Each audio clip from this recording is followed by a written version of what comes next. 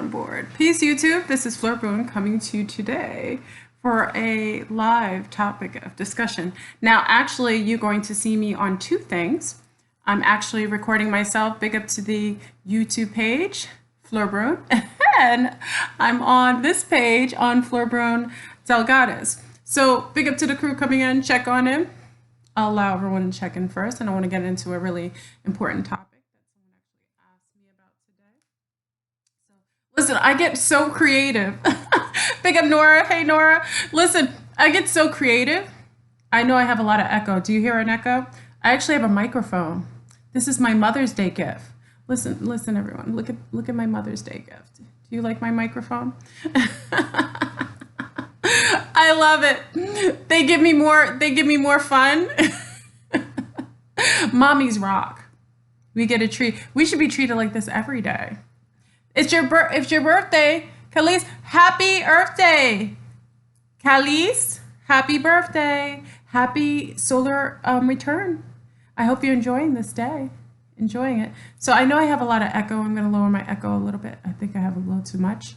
Okay. So like I said, early Mother's Day gifts I have right now. And I'm actually taping this via on my other page. So as I talk to you, I'll lower it a little bit. There's no echo on your side? Okay. So anyway, I wanted to get into the discussion today. Big up to the family checking in right now. I'm trying to lower my echo a little bit because I know it's going to be heard on the other one. Okay. So I wanted to get into a topic of discussion about the 144. Who are the 144? How many Earthlings are actually here on planet Terra coexisting?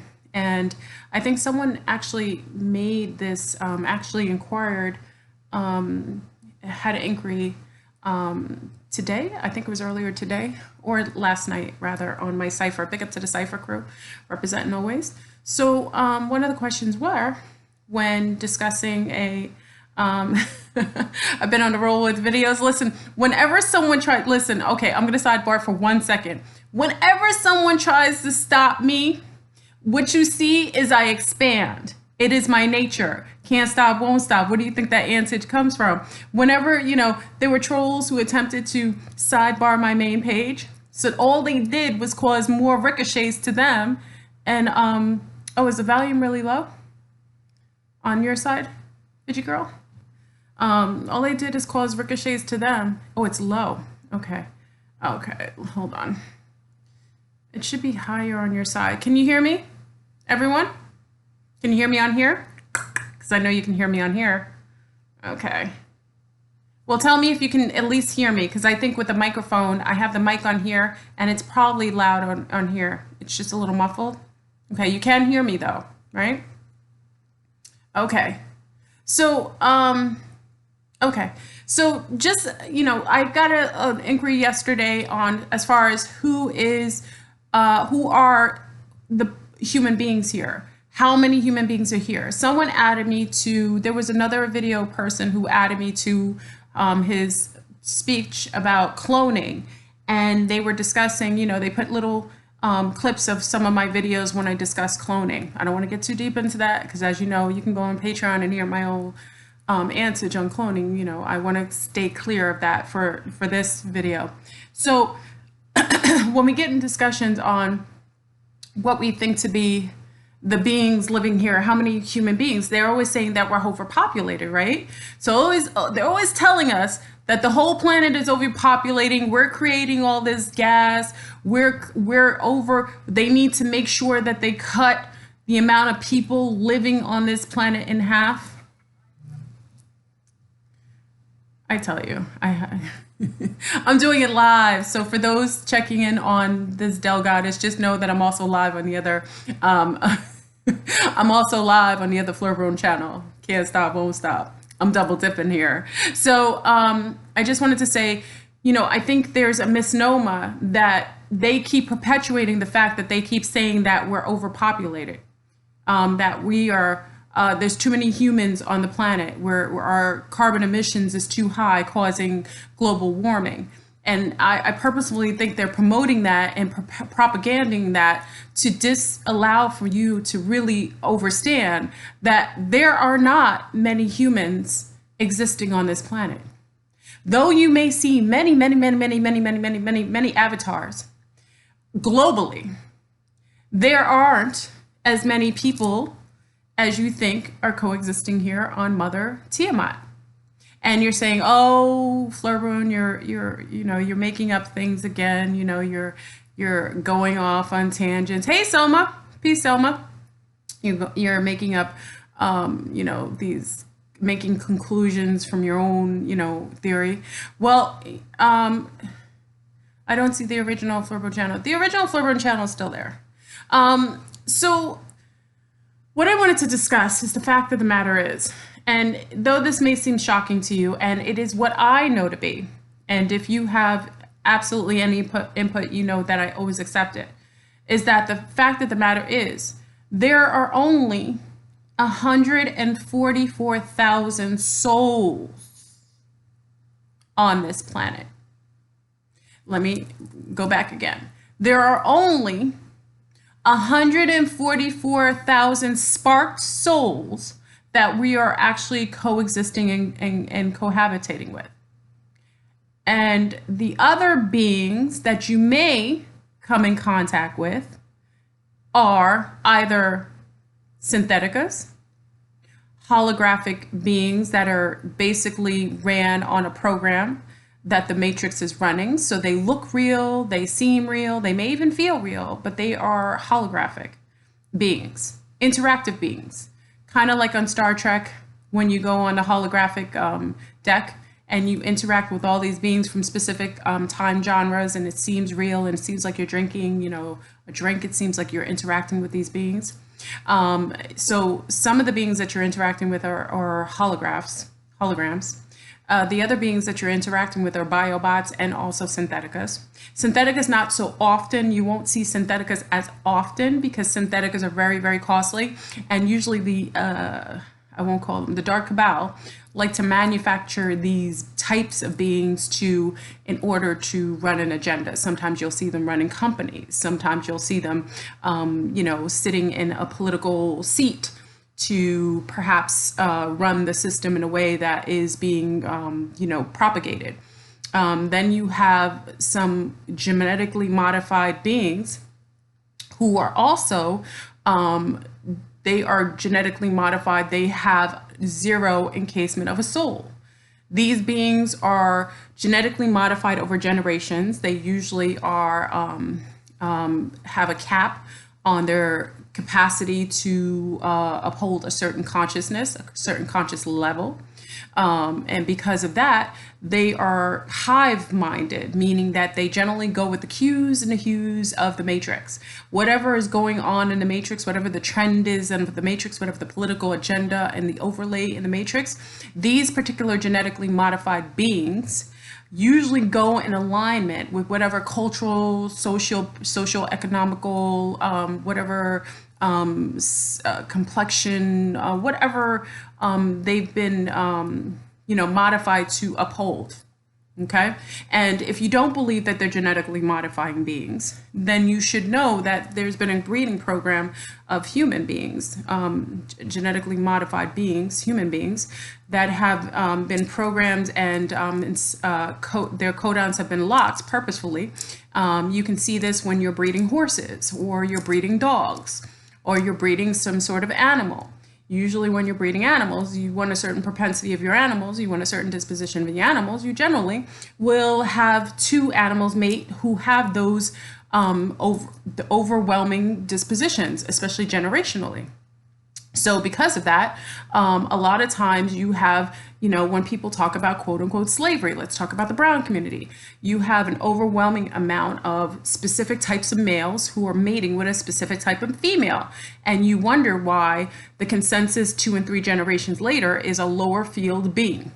So someone asked me, can brown people be genetically modified? Absolutely. If you don't know that, why don't you go in the midst of somewhere where it's low and dense, where people are very socioeconomically challenged, and you see the general consensus of the people generally tend to be in a very same like-minded field.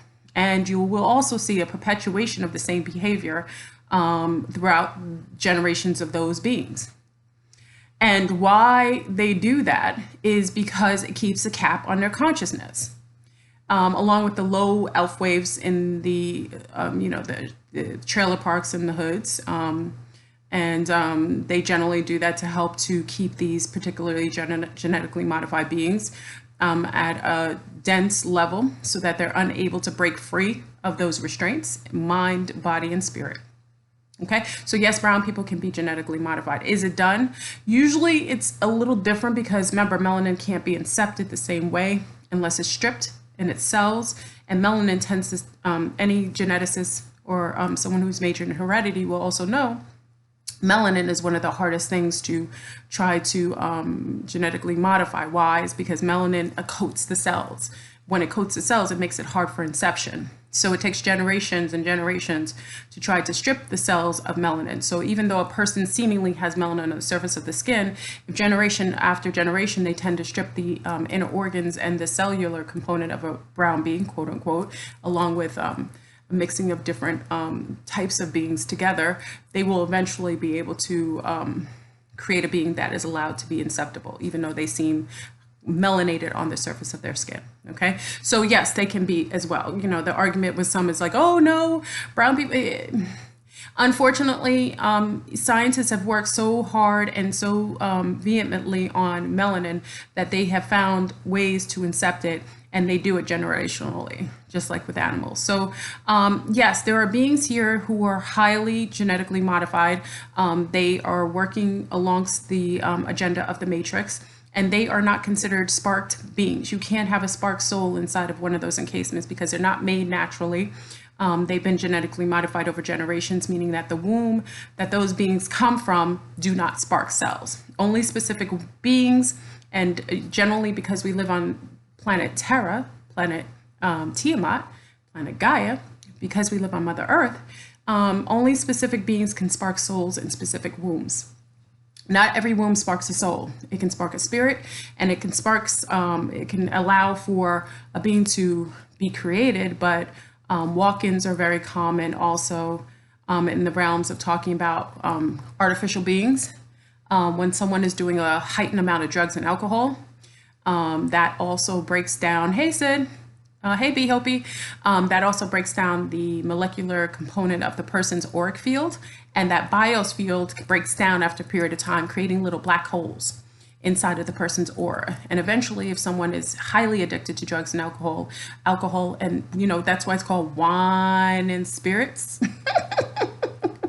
Wine and spirits, because you know, even the ancestors and those who engaged in drinking elixirs that were alcoholic knew that once you drank, you were able to have conversations via your ancestors. That was the intention of most who were engaging that. Even in hoodoo practices or voodoo practices, I think Obi as well, Santeria, and Jean-Gage, they tend to take a drink of elixir, right, an alcoholic drink, and they spit it out, right? You see that often in some of these ceremonies, and that is a way to kind of like give an offering to, it's kind of like when the homies, you know, when the gang members are pouring a drink, you know, on the ground as an offering to their homies, here, this is a spell for the homies. It does help to give a spark of remnants that allows for spirit or entities to connect to that. Because remember, we are living, we are existing in a multiverse. And because of that, even though we're staying here and we may not see anyone around us, there are many, and there is a plentiful amount of beings that are always interacting with us. That's why when you say that you're lonely, generally you're never alone. Just an inch above the ground is another dimension. Just an inch below your foot is another dimension. Just an inch next to you is another dimension. We're living in a multiverse with multiple aspects of ourselves. And also, we live amongst different dimensional beings that we can't perceive based on our limited cognitive skills. Okay, so we talked about biobots. We talked about syntheticas. We talked about beings that are genetically modified, meaning that they are created to purposefully uphold the agenda of the Matrix. We've talked about those who are drug addicts or alcoholics. and they are susceptible to infiltration. Usually walk-ins come in. Not all walk-ins are negative. So let's keep that clear. Depending on your frequency, you can have walk-ins that come into a body if there's a contractual agreement previous to you coming here, or you've decided to exit stage left, and there may be another being who feels like they can accomplish whatever goals spiritually you were meant to have or to do for whatever reason. So sometimes you'll get people who have walk-ins who are not negative, who are in hospice situations, and you'll see miraculous recoveries. It's sometimes really odd. And when that person comes back from the hospital, they may have been a low field person. They used to drop it like it's hot. They usually sick on the yak. And when they come out of the hospital, not only are they displaying signs of total recovery, but they are also showing signs of changing their frequency, their frame of consciousness, the way that they think, becoming more enhanced and higher in the way that they, the goals that they desire. They become more helpful. They show up in the world in more positive ways. I've seen walk-ins who are that. So not all walk-ins are negative. I want to make sure that's clear. There are walk-ins that come into people and beings that are not negative, that take on contracts when contracts are being rescinded, and they want to take on that body and finish up whatever goals were necessary to do in that time period, in that frame of time. Then they sometimes come in and do so. Okay, so we have them, and then we have the replicants and the replication people and the clones, which are, most people think they're one and the same. Like I said, if you go on Patreon, you'll get an idea of what I'm talking about. I can't get too deep into it, but then we have those beings here who are clones, okay? Replications, and then you have the replicants that are created by ET groups, okay? And you have clones that are created by governmental agents. And depending on which sect you come from, you can have an encasement of a soul and one does not. Okay, so we have a plethora of beings here. Oh, wait, I did not include. There are other groups here. Let me not. Hey, Sophia, let me not forget. You have also the interterrestrials, extraterrestrials, and interdimensionals that are cloaking themselves as humanoids who are not humans. They may look like a duck. They may even walk like a duck, but they're not ducks. Meaning that these people that generally look like humanoids, that may even, many of them may even be parts of your family. They could be people that you work with. They could be people, they could be your doctor. They could be your hostess when you're doing parties. They could be the political figure that you are supporting. They could be the political figure that you are not. These shape-shifting beings sometimes are using technology to help to cloak themselves. Now, if there are higher field beings, all they have to do is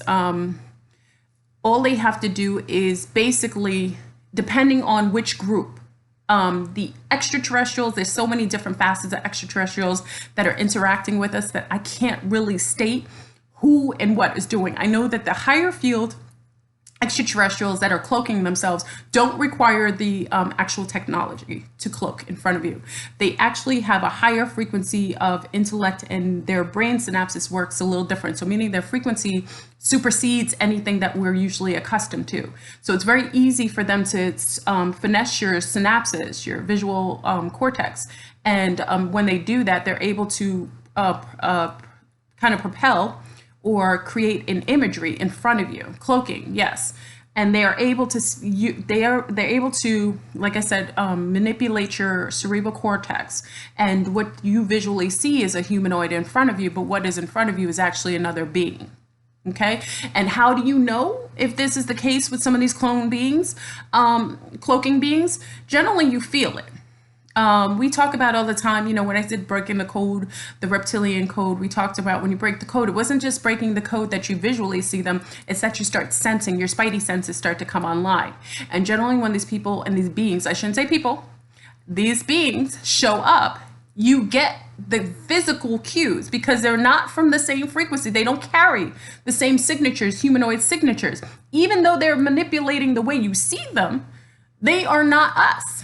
So because of that, when they come into your stratosphere, your biosphere, your body gives you signs that something is in front of you that is not right.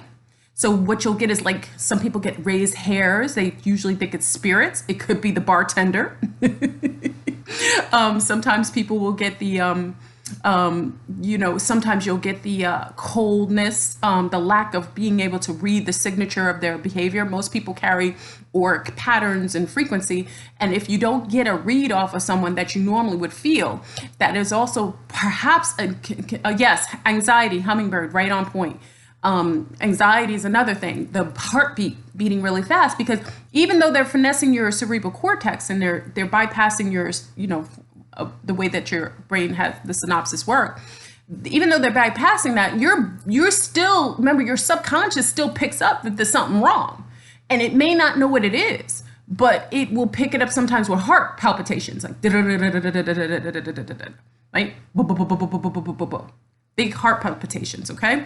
That's also a signature, also how you know that there's something that's around you that is not necessarily of this earth, not necessarily from this earth, okay? Or at least from the surface of the earth, because inner earth beings, though they come, and some of them are terrestrials, inner terrestrials, meaning they're from here, doesn't mean they're not from here. Not all beings that we're interacting with are from extraterrestrials. Some are interdimensionals, but some are inner earth beings. We discussed this before in a video that I did before. When I discussed meeting the being, he had like the bluish field around his eyes. No, it wasn't cataracts. And he had smoked this old antiquarian French, which was very interesting. And I know him to be an inner earth being. He had that blue field. Now, if you watch the movie, what was it? Dune, when they talk about the spice that turned people's eyes bluish, there is an inner earth sun, like a magnetic sphere that is on the inner earth. And on the inner earth, this sphere changes the biosphere of the beings inside. Usually the beings coexisting inside of the earth are taller, they're stronger, the telepathy is off the charts. It's nothing that you could even basically mimic. Also, they're able to sometimes bleep in and out of different forms of in different types of, in different dimensions or time. They can do time jumping just with their physicality and with their minds. What else? The inner terrestrials also, they have the bluish field. Yes, Dr. Blair talks about it. Thank you, Chai. Yeah, the bluish field around the eyes is very common for the inner terrestrials, brown people and people who are more fair. So the lighter beings inside and the darker beings inside generally have that bluish, it's a beautiful bluish field. It's actually something that's not common. So that's also an indication that you're coming in contact with some of these beings on the surface of the planet. But when we go back into the concept of the 144, my personal opinion is that there are only 144,000 souls on this planet existing at this particular time. Everything outside of this, all the trillions and billions that they're promoting to you, majority of beings here are not spark souls. They could be spirits that are here to gain souls, meaning like Pinocchio. Remember we discussed this before. I talk about the little Pinocchio, the story of Pinocchio. I love the story to tell my little ones, is that Pinocchio was a wooden made from wood. He was not real. He was genetically modified, right? By his papa, who was a puppet maker. He created this little boy because he wanted a child. When he created this little boy, he took on some spirit, right? So, hey, Cadillac, he took on some spirit. When he took on spirit, he wasn't real anymore. He was wood, right? Wood, okay? And talk about Hollywood, right? So he was wood. And in order to gain that spirit, that soul, spark a soul, he had to be a good boy. And he had to prove that he was service to others, right? So because of that, he went through, he ended up getting in trouble so many times. Remember, his nose used to grow when he used to lie.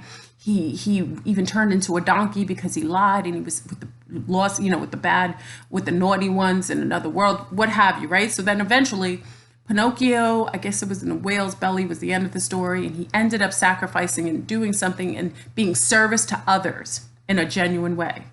And that is when he gained a soul and became a real boy. Okay, some of these stories, these wonderful childhood stories, have a lot of validity to it. Okay, it's the same likewise with beings coexisting here. Not everybody has a spark soul. It does not make them negative, and it doesn't make them lesser. It just means that they are here as newer beings who are here to gain and spark a soul by overcoming some adversity. Usually the newer souls that come in generally don't have a harsher life. And I always give you wonderful examples of this, is that when you play Pac-Man, I know I'm a woman of a certain age. I know you're going to hear this. You probably heard this already. When you play Pac-Man at the beginning of the Pac-Man, right? You have the Pac-Man. He's chilling. He's eating all the cherries. He's got 50 million cherries. There's only one ghost chasing him, right? He's fine. He's going around. He's chilling. You know, the Pac-Man is happy. He's gaining points. He's gaining time. The second level, he's got a couple ghosts coming at him, but he can still eat cherries. He could still outrun them, right? He's still doing his thing. He's at the intermediate level. He's running a little bit. He's not as relaxed at the first level, right? At the first level, he was chilling, watching, eating cherries, coming in and out. The more difficult level, when you get to Pac-Man, you can't think. Pac-Man can't make it. He's got 50 million ghosts. They're coming from left and right. It's like a whole posse of them coming from every direction. He could barely get a cherry. He's trying to run. He's basically trying to save his life. But if you overcome, if you conquer, if you win that last stage of Pac-Man, you gain your level and you go to another screen and you go to another level. It is the same with souls. Not every spirits come and they get sparked. In order to get sparked, you have to go through experiences. That's why I tell people it's very relative. The more difficult seemingly of certain people, it's a detail that they're older souls. They're souls that have gained enough so that they can handle the strife, the stressors, the censure, the adversity. They come here with a great amount of wisdom to be able to overcome the adversity that is being given to them. So I always state, people ask me who's a newer soul and who's a newer spirit that wants to be sparked and who's a soul. You can generally tell by the demographics and what generally they come into, who's in home court advantage and who is dealing with the most adversity. Okay, so the older souls here, and this is a fact, I don't guess it, I'm telling you, and it's not a judgment. The older souls here, generally, not all, come as brown women in this particular cycle, in the past cycle. Why? Is because they are the ones dealing with the most adversity and they have to overcome the most, but they have the most experience soul-wise, based on the fact that if they're being incarnated at the end and the beginning of a cycle, generally means that they are here for graduation. Okay, there are others who are, but I'm saying the general consensus, if we're going to put a lump of people together, generally would be the ones who are most oppressed, most suppressed. It is part of the gauntlet. It is basically coming into the arena to battle and basically get your graduation stripes so that you can walk the stage. Okay, and those are the ones who are dealing with the most adversity. That is why they have home court advantage in this next cycle. Because if they graduate, and it's not all brown women, there's lunar women, there's lunar males, there's Asiatic males and Asiatic women. I'm talking about on a grand scale. Usually genetic groups come in cycles to purposefully to gain their graduation, to gain their stripes. Hold on. When I was a child, I would look at my skin and be so happy and give thanks. Didn't realize until after why. Yeah, it's a testament that you were ready for moving on to a higher level. Now, mind you, just being a brown woman does not give you the rite of passage. You have to earn that. You have to get your stripes. If you watched Aliens vs. Predator with Sanaa Lathan, it wasn't until at the end when she lost all her friends, her homies were all dying, all the scientists were there, she was by herself with an alien who seemed hostile, when she had to do everything on herself. She was in self-preservation mode, but she still was able to uphold her integrity, and also she was able to work in a stance of unity consciousness with a being that did not look like her, was opposite of her, but they worked well together. She earned, remember that little stripe he put on her face, she put on her face? She earned that based on her ability to be a warrioress, even in a sense of being with a being that she had no likeness to.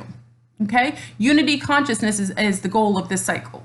Okay, so if you're a separatist, if you're a hateful person, if you hate people that look different than you, if you don't trust people that look different than you, if you think, and I'm talking to everybody, because it's, most people would think it's just Lunars who feel that way. No, no, no. No, brown people, we're equal opportunists of hate. There's a lot of hate going on in the world, and it comes from all fields and all sides. Okay. For that reason, that is also a test to see if you will hold animosity, if you will hold a victim status, if you will hold a supremacist status over people, or feel like you're under people. Those are all oh, yes. Okay, Fidgy girl. I'm just reading her comment. Those are all tests to see if you're able to uphold your integrity, your service to others stance, your ability to deal with adversity in every aspect without giving up, without being codependent, without not taking on the acknowledgement that some of the things that you're experiencing are things that you have created for yourself in order to overcome whatever whatever idiosyncrasies you've not acknowledged. Okay, so going back to 144, yes, there are only, this is my personal knowledge, and if you have a different, listen, I'm okay with hearing different what do you call it? I'm okay with hearing different suggestions or what you feel is a little different. I personally think there are only 144,000 souls, sparked souls.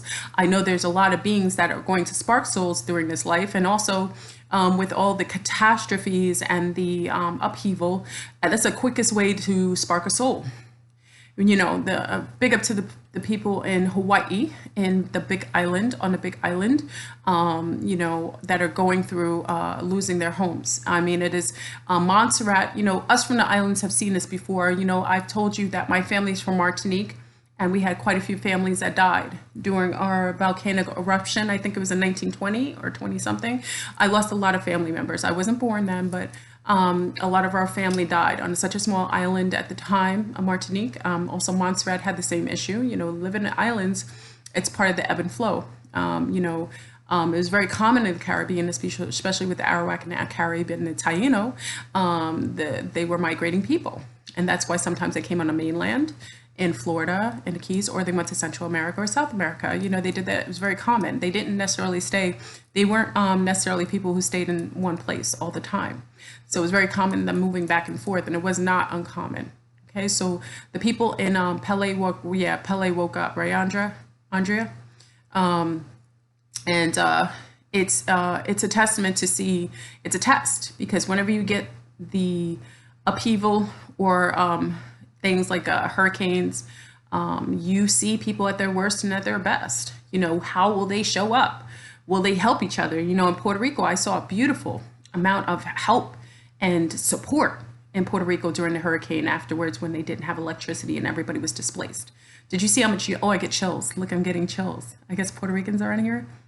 Whatever you're doing, you're sending me something. I feel somebody on here is Puerto Rican, and they heard that, and they're sending chills right now to me. Thank you. I support you. The Puerto Rican family showed up beautifully. They did. They were highly supportive of one another. Our family were there. We're doing well. They made sure that the babies and the elders were okay. I mean, it was very harmful and hurtful situation. But you know what that was? It was a test. Every time there's an upheaval, it is testing you. What will you do in the midst of fear? What will you do when all falls apart? Will you end up throwing people over the edge, throwing people under the bus, only doing for yourself, stealing, pillaging, killing, in order to uphold your own life force, and while letting other people distress and die?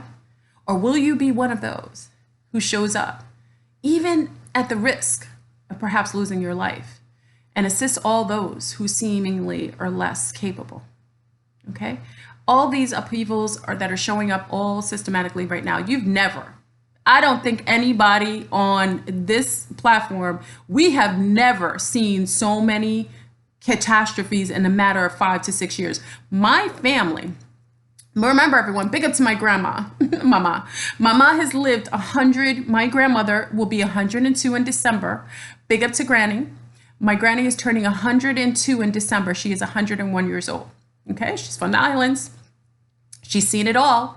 She's told me she has never in her 101 years, listen, I'm grateful. I come from a grandmother whose mind is vast and she's got a memory. She is aware. I remember when my mate's mother, because when I was in New York, I brought my mate's mother to meet my granny, and she met my grandmother, and she said if she could hold that, if she could be that smart as a whip as my grandmother, she would be so lucky. Big up to Kirk's mommy. Yeah, but when my grandmother said to me, she said, I've never seen this amount of upheaval, disasters, natural disasters, wars, rumors of war. She's never seen, listen, she's 101. I'm giving you firsthand intel. I'm not telling you what somebody other's ancestors saying, right? I'm not telling you what I heard from my homies. I'm telling you what my grandma said. She said she has never in her 101 years, listen to me, family, seen disaster after disaster after disaster after disaster. She said it didn't happen. She said it just happened. It seemed like the stimulus was 2001. I think she said, yeah, the Twin Towers going down. She said that seemingly seemed to be like a catalyst for a lot of cataclysms to happen back to back to back to back. Okay, so when you get someone who's an elder, who's actually seeing these, seemingly, yes, the cause of fake news and infiltrating our minds, absolutely, seeing an overwhelm and over bombardment of all these so-called catastrophes and these upheavals, it's a testament that something is trying to provoke our consciousness, trying to, create something or trying to spark souls. Okay. And like I said, I personally think, I know, it's my opinion, that there's only 144,000 souls. But during catastrophes, during earth changes, during things that are going to cause upheaval, people will be able to spark souls. Okay. And when they spark a soul, that's when they start going through that recycling of gaining and learning and going through a host of wonderful spiritual evolvement type of experiences via incarnation. Not all beings go through incarnation. That's very unique to the Earth. Okay, in other solar systems, that is not necessarily required or needed. Okay, usually there are some species of beings that just choose to leave this form and go into another one. That's when I go into cloning. Cloning is the governmental version of replications. Many ET groups create their own bodies for their souls to be encased and placed into those new bodies when they're ready to transition into it. Actually, that's why it's called transition. It's transitioning into a new body that they've created for themselves to do the next 100 years or so. Okay. But, cloning here has been more diabolical. Okay. So when we talk about the case of the 144, I also denoted that the pole shift will truly happen when their 144 become super conscious to a certain degree, meaning that they gain so much, their frequencies raised to over 60%. I guess if you watch Lucy, you'll understand what I mean. If you raise your consciousness over that 60% point, I know that that's when we will end up triggering the pole shift. The pole shift is happening within us, and then we trigger it and manifest it, and the planet will follow suit. Okay, so the planet is just following a lot of the cues of us, because as inside, as outside, as above, so below. Everything is transforming, and thoughts are things. Also, that's why they put so much propaganda on all shootings and stuff, all those false flags, is to promote fear, to put you in a constant state of upheaval, so that you can never be conscious enough, you can never be comfortable enough, you can never be cohesive enough to actually absorb what is necessary to raise your level of consciousness. Okay, so when we talk in terms of the 144, that's where you hear all these superstars. That's where you hear everybody. You hear about, the twin pillars, red pill, blue pill. You hear about them talking about 44. I think red pill made a whole bunch of that. You hear Jay-Z, which is, I personally think he's from another timeline. He made the 44 in his album 44, and you see what he did. when he made the video Family Feud. He talks about the matriarchy coming back online. It was women sitting on the chairs making decisions about the generations because we're in home court advantage. Okay? We can be as conscious and powerful as we choose, especially in times of adversity. Absolutely, Selma. We have a choice. And, you know, big up to quite a few of the people who talked about Kanye. I'm just going to sidebar on Kanye real quick, but they were talking about Kanye. I'm sorry, I'm getting a call. They were talking about Kanye, talking about making a choice when it comes to slavery. And he is not wrong. It just the fact that he said that is insensitive in a certain degree, because why people choose would be to save their lives, or they would think that, you know, their lives would be in detriment if they decided to try to be free. But we do know that many warriors threw themselves over the ships because they preferred to die than to be enslaved. So yes, if we're talking about the absolute truth of what Kanye says, he's absolutely correct. You always have a choice, even if the choice is hard. Remember we talked about sparking souls? Do you know those warriors who probably jumped over the boat when they were going to be enslaved? Do you know they probably sparked a soul, or they went on to ascending really quick? That decision to not be a slave to anybody else's will is a huge jump of faith. It's huge. Would you do that in adversity? Who did that? Okay? Who left those plantations? Who did it? Even if you saw your auntie being ripped apart, who did it? Okay, so those who chose to close their eyes and say, I'm going to be free regardless of anything, they did have a choice. Right, Curie? You would jump.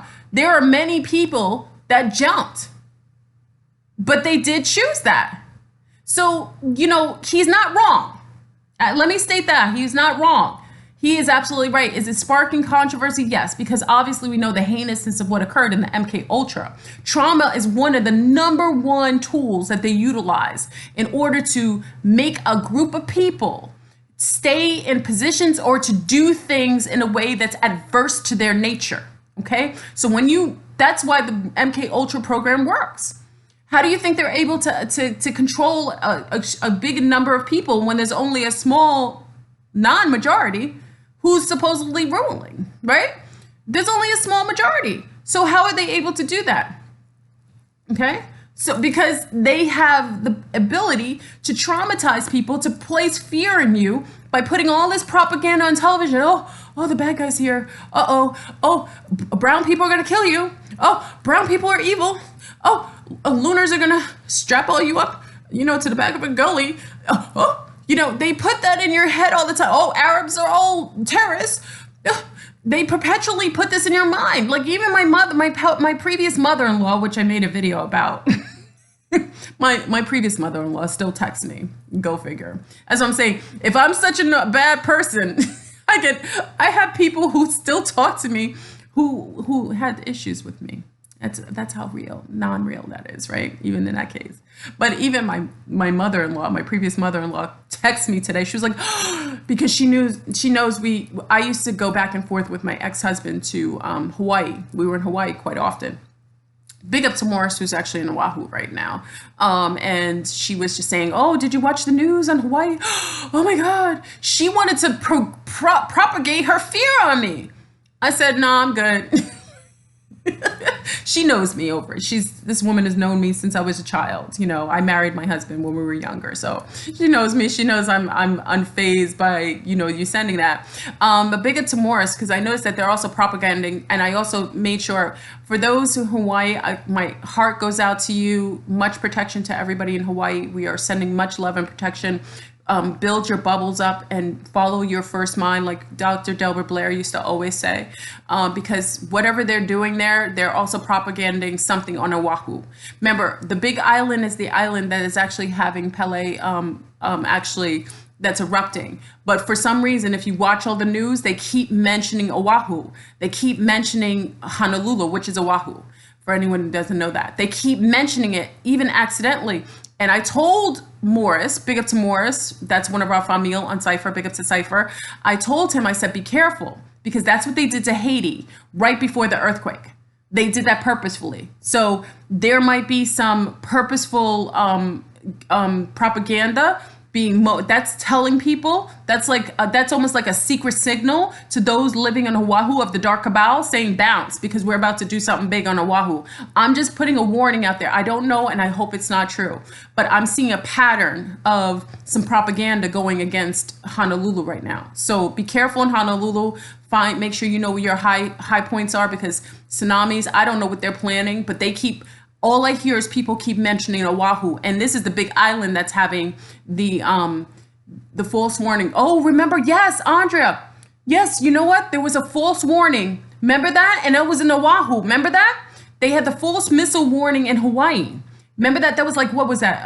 Andrea, was that 2 to 3 months ago? That was almost 3 months ago. Yes, remember that. Whenever they do things like that, you need to take note. They're giving them a warning. See? And all of a sudden there's an eruption. It's all relative. Remember the electric, there was an explosion of electric facility in Honolulu. All I'm saying, for those in Honolulu right now, they are consistently mistaking and saying that it's Honolulu that has the eruption. That to me is something that they're propagandering to do something, whether they're going to create some geoengineered weather issue, whether it's a tsunami or something. I just remember before Haiti, I paid attention to it. They did it in Haiti, and what was it, 2 to 3 weeks later, bam, there was a huge earthquake. Okay, so be mindful. All our family on all the islands, I know Maui's a little further away, those on Kauai, just be on red alert. I noticed that they're targeting Oahu for some reason. And remember, that's where the military base is. And remember, that's a military town. So remember that, because we have a lot going on in Syria. Iran is about to hit Israel right now. So remember that. We got North Korea and South Korea buddying up.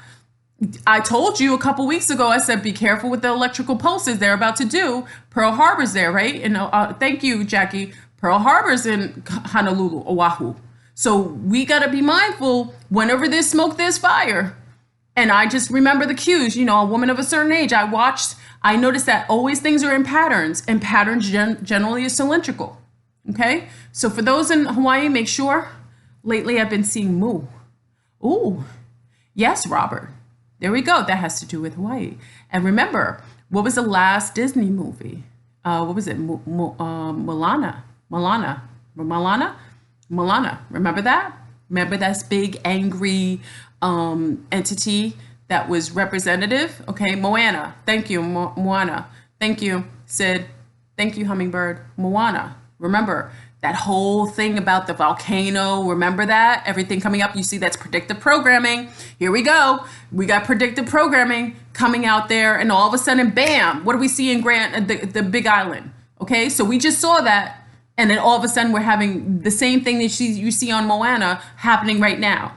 And now they're mentioning Oahu. So just watch out for the false flags. This is what I'm talking about. And family, you shouldn't be concerned about the dark cabal, because their days are numbered. They can't gain a soul. These beings gave up their soul by all the diabolical things they're doing. Why do you think they harvest everybody else's organs to try to live? Because they are diabolical. They can't gain a soul. They've lost their soul. Now, that's another thing that people don't realize. Can you lose a soul? Yes, you can, by low field behavior, murdering people and animals in a mass degree. So when you are a soldier and you say that you're protecting your country, and you go over to Iraq and Afghanistan and you kill children, grandmothers, mothers, fathers, and it's not for self-defense, because it can't be for self-defense if you're going to another country that has not come to yours and done the same. So you've now done heinous amount of murders. I know people hate when I say this. They're like, oh, well, our soldiers are there for protection. They are, but they're being used to do heinous acts and take on the karma. Because when you go over there and you kill a multitude of people, listen, I heard a story about a little girl holding puppies. Now, they do strap bombs on little children there, which is not as uncommon as you think. So a lot of times, if the soldiers, I guess they've learned a couple times when children are putting bombs on them, and killed a couple soldiers by doing that, they've learned that if they see a little girl at the side of the road with a puppy, they shoot them or they run over them. This is what I heard. Do you think you're going to gain a soul from killing a little girl? Maybe she has a puppy. Maybe she needs money. Maybe she knows Americans do. Maybe she has a bomb. But just the fact of the matter that every little baby that you're seeing there that's carrying a puppy now you just shoot her down and run over her, regardless if she's legitimate or not. So you lose your soul. Even if you think you're going to fight for America, you're not fighting for America. The only time you fight for America is if you're on American soil and mofos come across our border, coming and getting gully with us. That's when you are defending us. That's when you as a soldier show up as a warrior and you protect us. You're not doing that. You're going to another person's country, mostly brown people's countries. I don't know any other country that we're doing that. We're not going to Russia. We're not going to Europe. We're going to brown people's countries where they look a little similar to myself. And you're going over there and minding other people's business, and you are killing and raping. We don't even go into the raping of women that are virgins, that when they're raped, their families won't even take them in anymore. A lot of times these women are ostracized after these American soldiers rape them. A couple, meaning they're running trains on some of these remember, women wearing these beautiful robes and so on, they're not to be touched. They have a chaste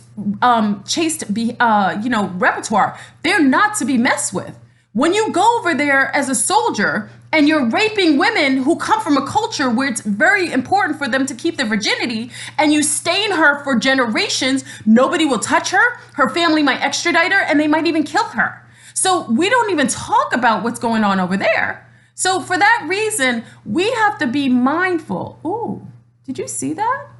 Wow, I just saw something show up on the screen. This is interesting. You don't see it on your screen. I see it on the other screen. The screen totally changed colors when I was talking about that. That's interesting. Okay, I'm just saying, I'm just saying that we need to be mindful of what we support. I support soldiers that protect us under the appropriate circumstances and situations and scenarios. I support that. As far as supporting those who do harm under the guise of governmental propaganda and governmental agendas, I can't support it, because you're over there murdering a mass amount of people and you've gained karma. So now you're going to come back. Listen, I'm going to keep it real, because karma does not come in your life necessarily. A lot of people come back in another life. You wonder where all these countries where people are being shot or killed or raped, those are people who came back from doing those heinous things in a previous life. So all these soldiers who sit here and rape people and kill people, numerous amount of people, they're going to come back incarnated in war zones where they're going to experience all that they have placated, all they have created for others. So don't start none, won't be none. And that's why I tell mothers, don't encourage your children to go into as soldiers or Marines. Don't encourage that. Why would you? Yeah, why would you? Because all you're going to do is make your child accrue some karma that they're going to have to pay back for probably a couple generations. How many people you die? We had this conversation the other day. I know I'm going all off. Hey, Borzine, you coming to the conference? I'm excited. Borzine is coming to the conference, everybody. I'm so excited. Anyway, the conference is July 14th. If you've not gotten your tickets, get your tickets. We're about to, we should have a really good time. I'm excited. I'm in planning zone. I'm a little, I gotta get everything together. Anyway, but we were talking about karma in itself, and it was interesting because I've seen things, and this is where I'm grateful to have my grandmother and Dr. Deborah Blair and people that I've seen live a long period of time and gain wisdom. But I actually saw, every time that I saw someone take advantage of someone financially, listen, family, I'm telling you as a woman of a certain age, and I'm grateful I've gained this intel, because it makes my choices, and it totally allows me to choose to do and act in ways that I uphold to the highest standard. I saw that there was a pattern of people who like to take advantage of other people financially, whether it's scamming them, pyramid scams, or doing cruel, using people, whether it's women and men. I saw that after time, when the people who are users, they come full circle, and all of a sudden they're the ones being used, or they always get robbed later on, or they end up having to pay back money that they really weren't supposed to in that one scenario because they stole in another scenario. So the universe works in that way. So I thought it was so interesting that you get away with zero. So it's best to walk on a straight and narrow path, as opposed to walking in a path where you're stepping and walking on other people's necks. Because what happens is that those people who you stepped on to get to your position up there, those are the same mofos you're going to see on your way down. And when you're down there, you're going to have to deal with a host of repercussions and deal with the people that you thought you would never be amongst. So be wise in your choices, and also teach your children to uphold themselves in a higher standard. I always, my mother was a teacher and facilitator for over 30 years, almost 30 years, 30 something years. I was a facilitator, still am occasionally. And one thing I learned is I always can tell parents by their children. Okay, it's not a judgment, it's an observation. And parents don't realize, listen, parents, what you do, including myself, in just and in truth and in lie, shows up in your offspring. So when you are a dastardly person in your behavior and you do things that are less than kind, you will have children who either show that or are victim to that. Listen to what I said. I said they either show it or they're victim to it. I had the privilege of seeing karma in a way as I grew up, of those who were very cruel to me in my youth. Remember, I spoke differently. I had a strong accent. I was a little geeky, when I was younger. And there were people that said some unkind things and were cruel to me without provocation. I wasn't really a battler like that at the time. Because I was still struggling with who and what I was. And I found it interesting that as adults, as we see all our children come together, I'm from a small town, big up to Mount Vernon. It's a very small town, so you get to see everything. And yeah, it's interesting how you watch that those who are bullies to me, their children are being bullied now. And they have it's interesting that they will bring it up to me, even though they did it to me, with a lack of self-awareness. Listen to me, family, a lack of self-awareness. They will bring up that their children are being bullied, even though they bullied me. And they don't see that that is a cylindrical karmic debt that comes on to their offspring. So teach your children better. Be better. Be a good role model as much as you can be in the world of the Matrix, and it's no judgment. But like I said, I see the fruit never falls very far from the tree, and our reprehensible behavior shows up in our offspring. It does with mine. When I say certain things and I tell my little ones not to do something, and then they see me do something that I told them not to do, they check me. Mamas, you know that, right? When your little ones look at you, isn't it funny? When you tell your little ones not to do something and then you do it, they will tell you. And I have to say, you know what? You're right. You're right. I have to, you know what I mean? So you get humbled when you're a parent too. You get humbled because some of your reflection is showing back at you. And I think it's a wonderful, way to see aspects of yourself. You know what I mean? I think it's a wonderful way to be able to see aspects of yourself that you need to heal and maybe address. Okay. So it's funny when it happens though, because when they start becoming talkers and walkers, that's when you start to see it as like, oh, my mommy's got to get it together. So I don't talk from a placement of perfection. I talk from a placement of I have to learn better and do better. You know what I'm saying? So anyway, I'm off the topic of 144. So anyway, the 144,000 people are, many of you are the 144,000. Wait. Yeah, they used the GI Bill trick to get me to sign up. Oh, what happened? Okay, sorry. I was reading the comment. How come I can't read it? Oh, okay. The GI trick, it was not to help me progress in educational studies. Yes, they will utilize, and this is what I'm saying, a lot of times they trick people into going into the military, and I don't judge.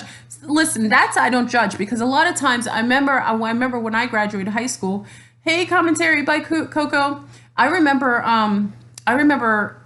when I graduated high school, and some of the boys that I went to school with could not afford college. Like their parents just didn't have it, right? Oh, it's Skittles. Skittles, you changed it. I love it. Change it up. And, they didn't have options. It could be a trade school, but they didn't want to do trade school. And the allurement of the military people coming on the high school grounds was, We can give you free education. You can get your college degree for free. You get to travel the world.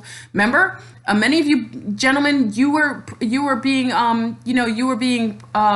solicited by a lot of the military, whether it be Army, Navy, what have you.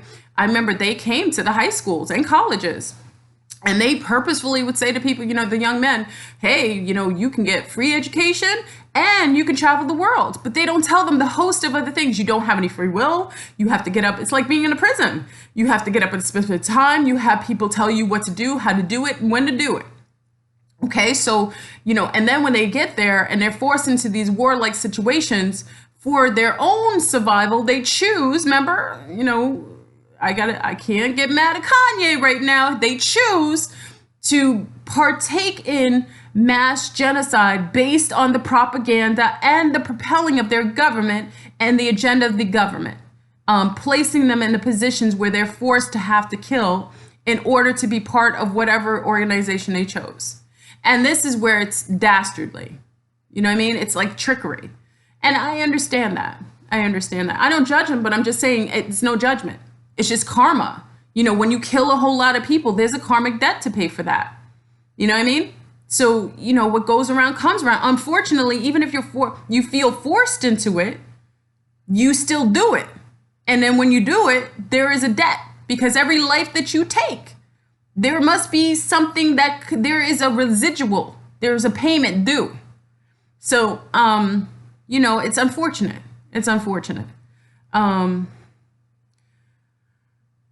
Right, they tell the perks. Yeah, they tell them the perks, they get them involved, and they make them take away their soul, because if you kill enough people, you lose your soul. And if you see, I had a girlfriend, big to my homegirl, she's like a sister to me. Her father went into the Vietnam War and never was the same when he came back. He was having trauma, waking up in cold sweats in the middle of the night, thinking he was fighting the enemy in his house with his children. He wasn't even the same person. He was just a different person. He was drinking. He had to drink in order to keep himself somewhat sane. Like, he became a raging alcoholic after he came back from the Vietnam. This is a normal man. Like, before he went to the Vietnam War, he was cool. He was sane. When he came back, whatever he saw in the Vietnam War made him lose his mind. And he was no longer a good father or a good husband. He turned into a monster. And it's not an uncommon story for many, many soldiers who deal with post-traumatic stress from seeing people's heads blow up, children being killed, rape, pillaging, their friends' legs being blown off. They see a whole, how could you be sane after that? So I'm just saying, I'm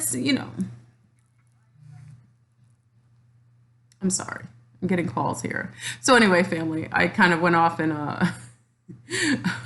I kind of went off on a tangent here, but I just wanted to say, my dad was a helicopter. If he ever killed anyone, he couldn't tell me. He's a wonderful husband and father, though. Aw, I love that, Eliza. He's a testament. He's a special man. He's a good man. Okay, so I think maybe it doesn't traumatize everybody. Maybe some people can uphold that. Maybe he saw some differently. Maybe on the ground it's a little different. I don't know. Shell shock. That's what they call a shell shock, right? Yeah, my husband 100% mentally disabled. Yeah, they don't tell you that. They'll tell you all the good stuff, right? You get to travel. Yeah, you'll go to Afghanistan, but you go and do dirt when you're in Afghanistan, right? Or you'll go to Iraq, but you'll be there in a dirt farm for like sitting in the dirt for a couple of days with rattlesnakes. I mean, they tell you things like that, and they allure these young men, and then they go there. And also, I would just speak to the females on this platform, is that a lot of times they send these males away, so we have less males to mate with. Because the males that go and fight and that are imprisoned are usually males that are strong mates.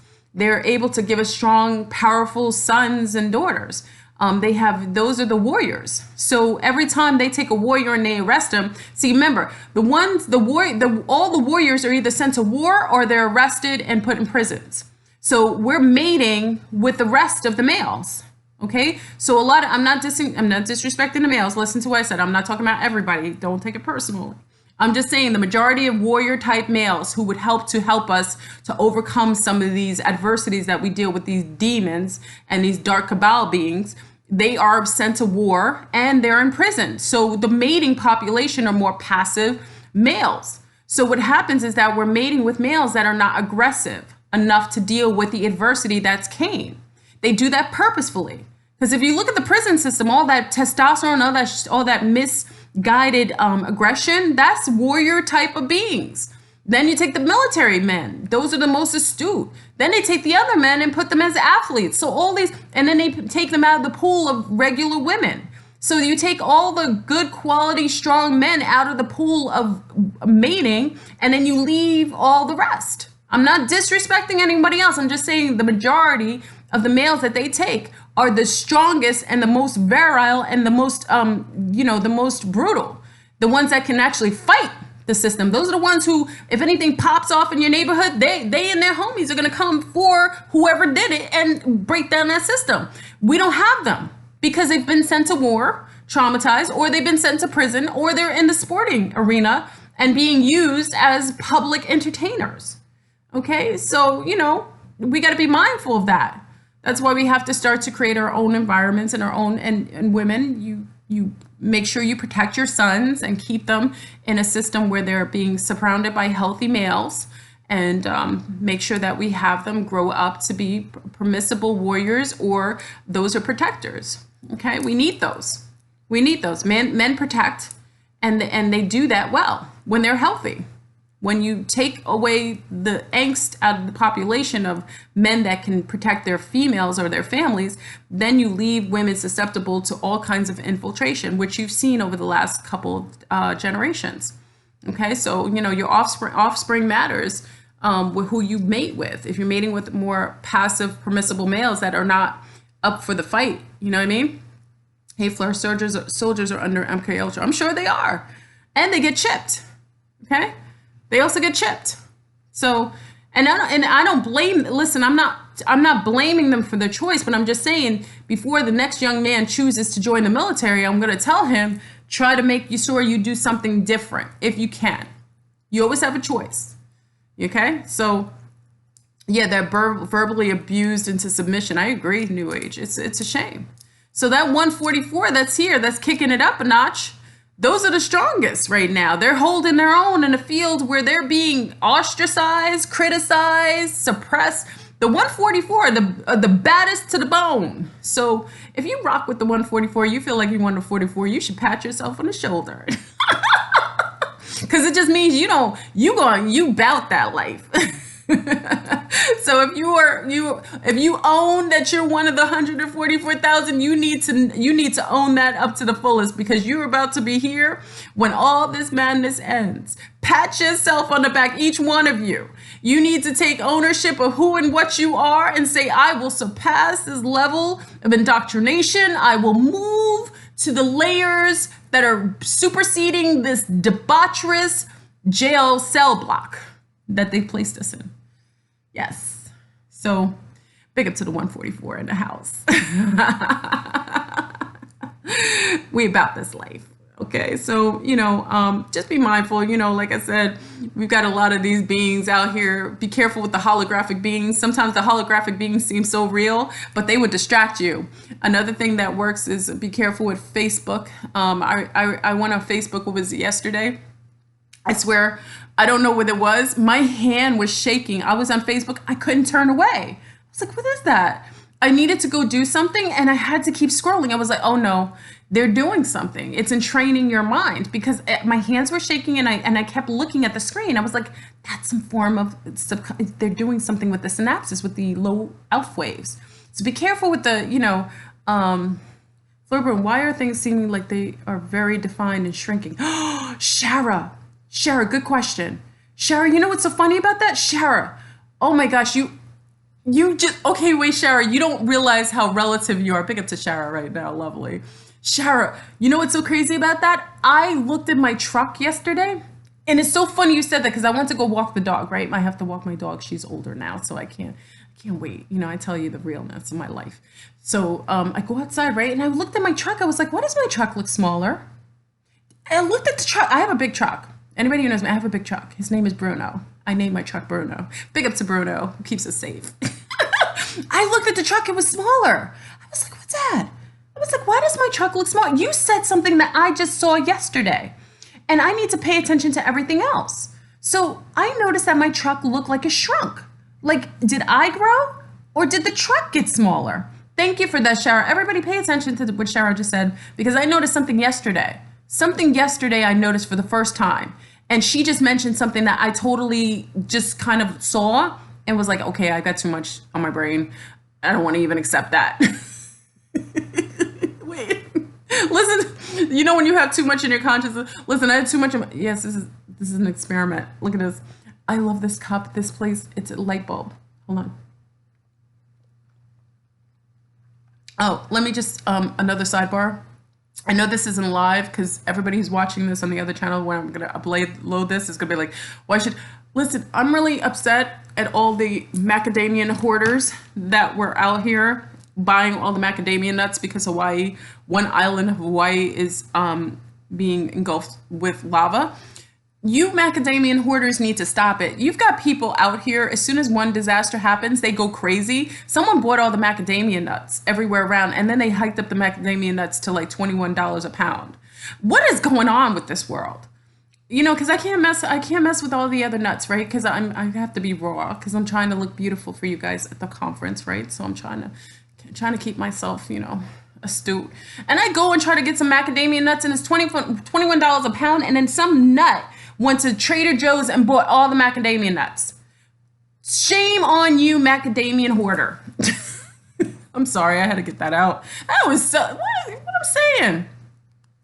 I know it's a mother's listen, sometimes I'm a mom. I like what I get when I get it, and I don't like when I go and these hoarders go and buy all the, what are you going to do with all the macadamia nuts? Wait and then sell it for, it's crazy people. I like the simple things in my life, and I just wanted some macadamia nuts today, so I ended up getting this. Right, this is yummy. Let me show you what this is.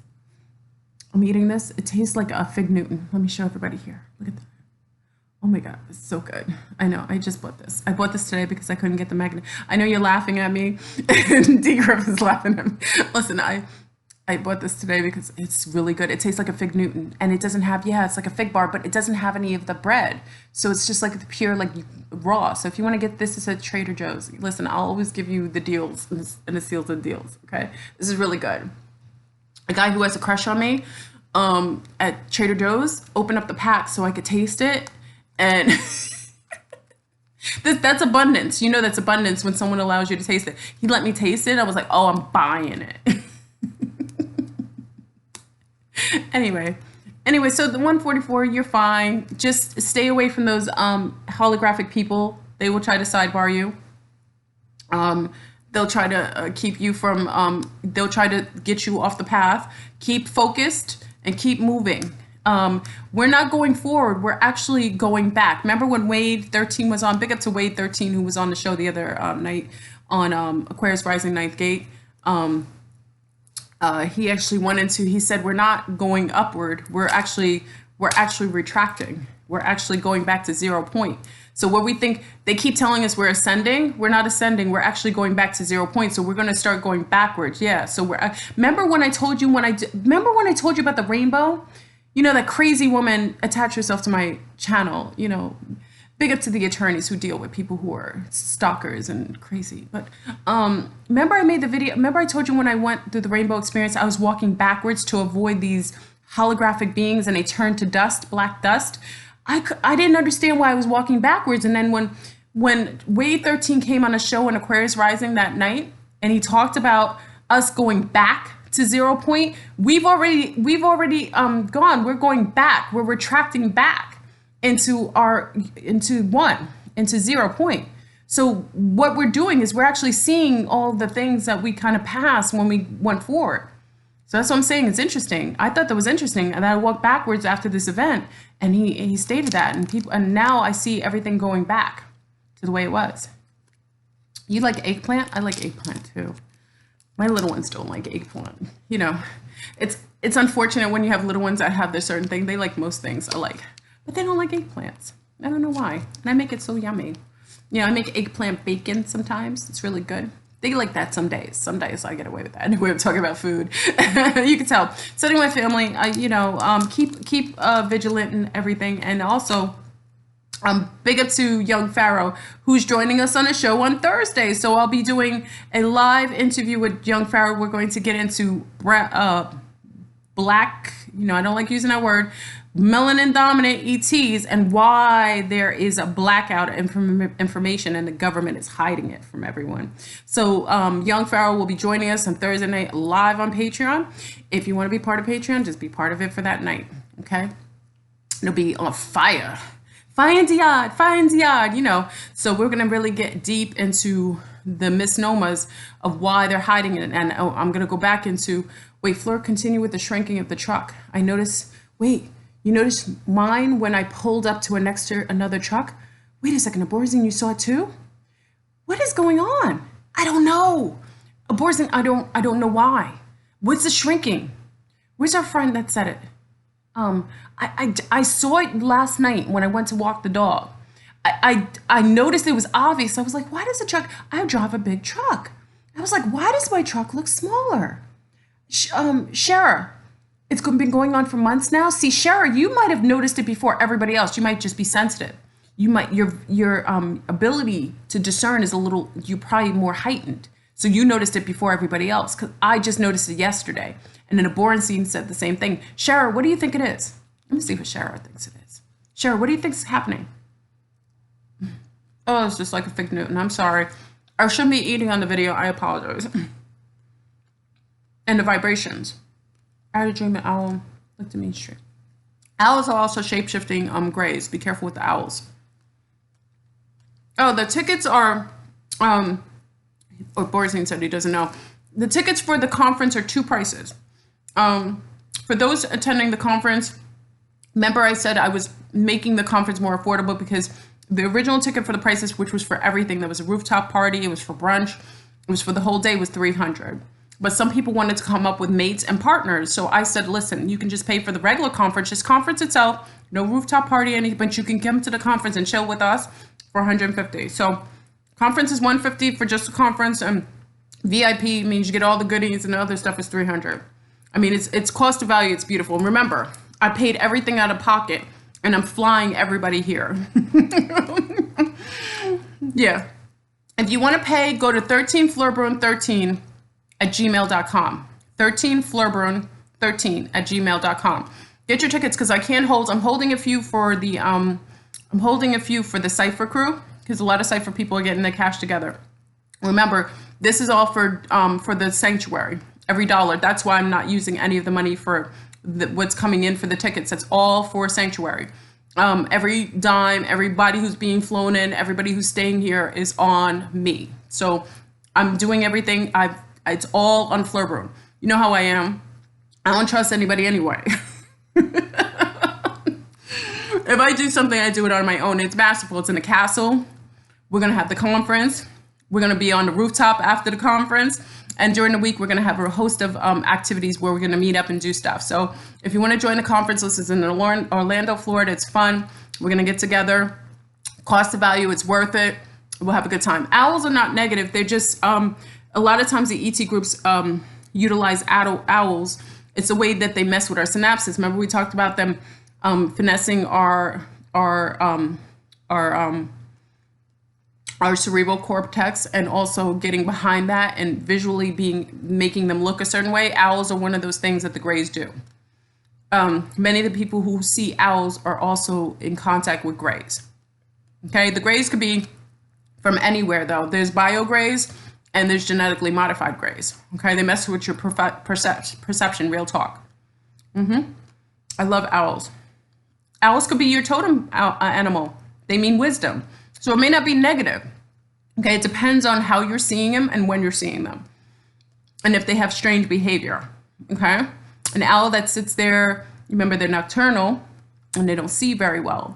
They actually fly on sonic, they hear things that, sonic tones because how they hear is like how sounds bounce off of other things. That's how they're able to catch their prey, like mice and moles and things like that.